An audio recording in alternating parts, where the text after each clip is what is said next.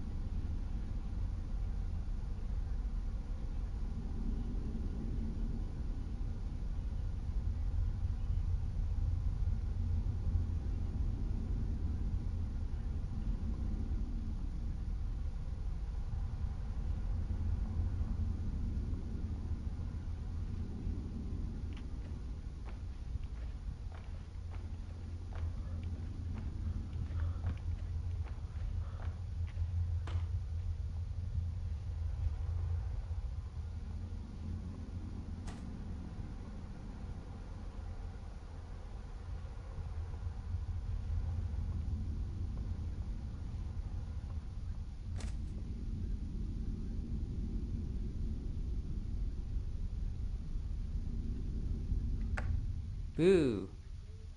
The fuck you mean, boo?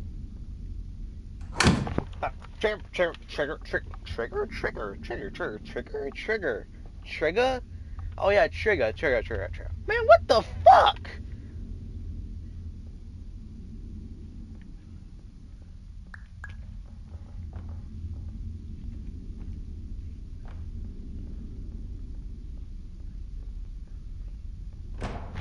Oh.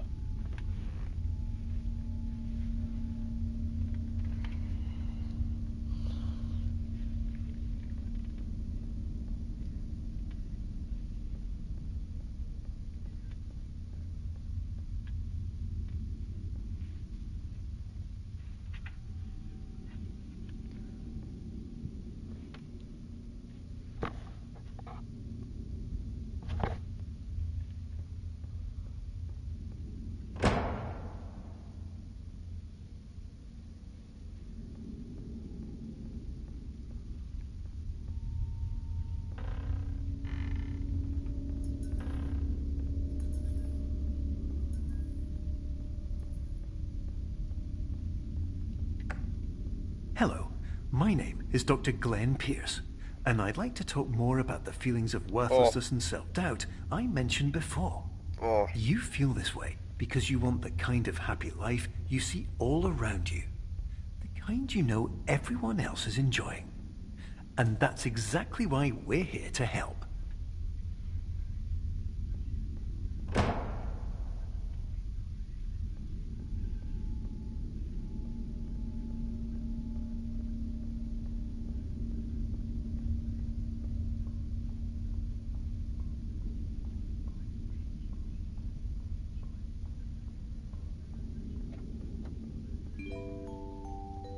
Warning. You were advised to The object used in this puzzle was originally a flashlight, but unfortunately, because of how the mechanic works, it always placed the flashlight at the end of the room, which is not a particularly useful position for a flashlight.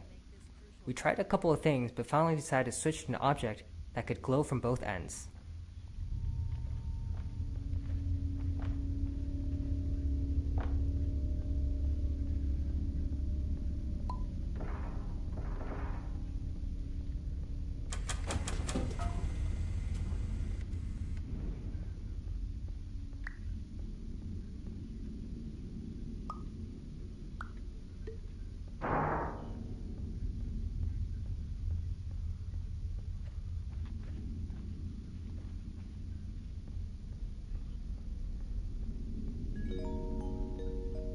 Did you know that unintentional multi-dream layering occurs in less than 1% of patients? Oh. This God, don't do correlates that to strongly me. with the Please don't do it to me. 99% of patients who are able to follow simple instructions Don't from do the that to me, standard bro. orientation protocol.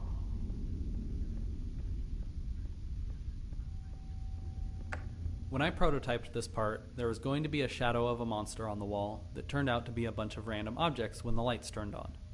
The shadow always looked silly though, so eventually the reveal became the blood actually being red paint.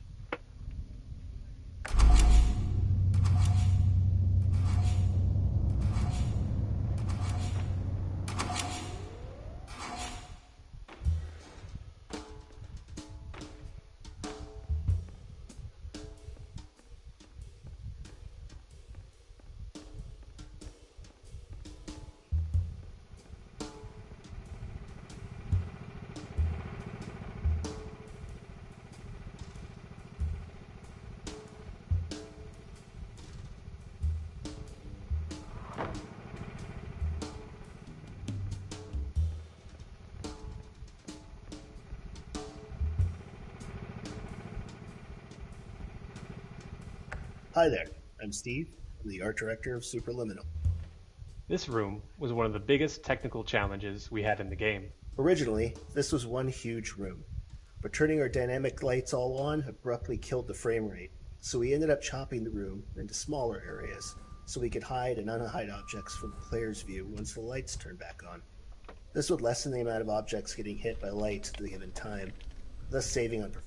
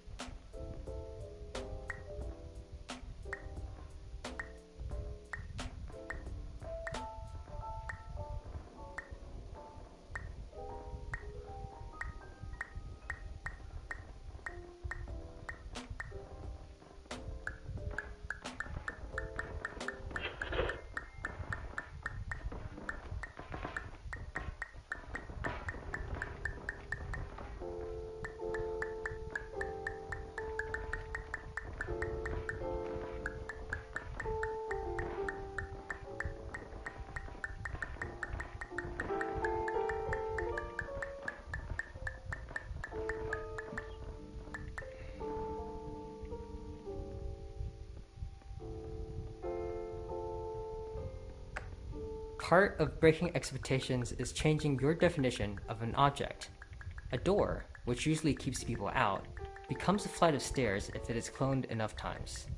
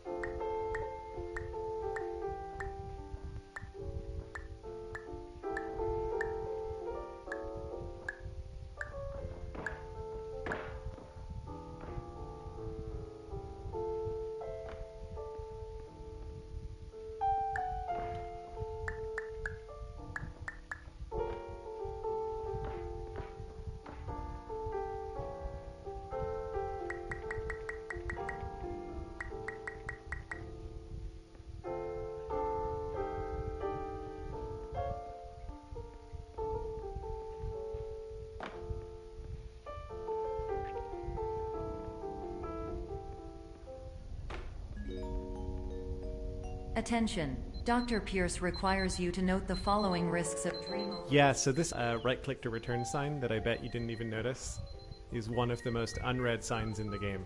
It comes up later, and it's also one of the most unread signs in the game there, too. And other side effects which have not yet been discovered or which cannot be understood.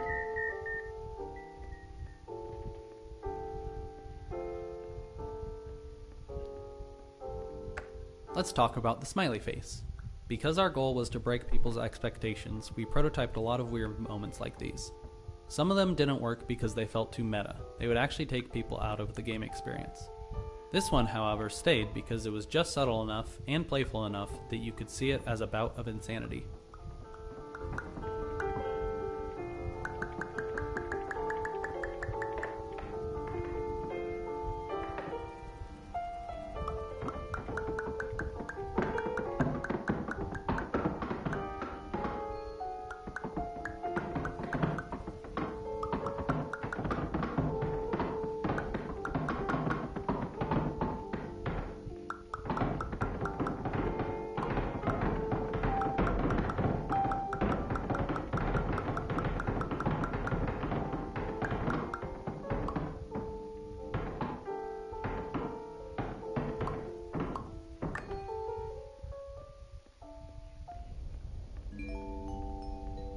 Warning. Dr. Pierce is frantically submitting numerous spelling and grammar mistakes into the standard orientation protocol in a desperate attempt to counsel you. I have no subroutine to correct these errors, but I cannot compromise the integrity of the standard orientation protocol. You will not receive these messages. They would not make sense regardless.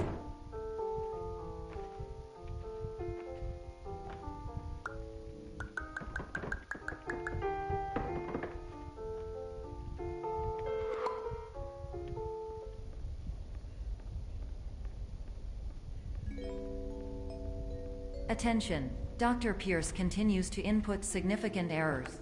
Players may notice the motif of the repeating purple hallway found throughout Clone. We wanted the player to have this feeling of, have I been here before? This seems pretty familiar. But we didn't want it to be too easy, or to be 100% unclear. So we introduced differences such as lighting, prop placement, and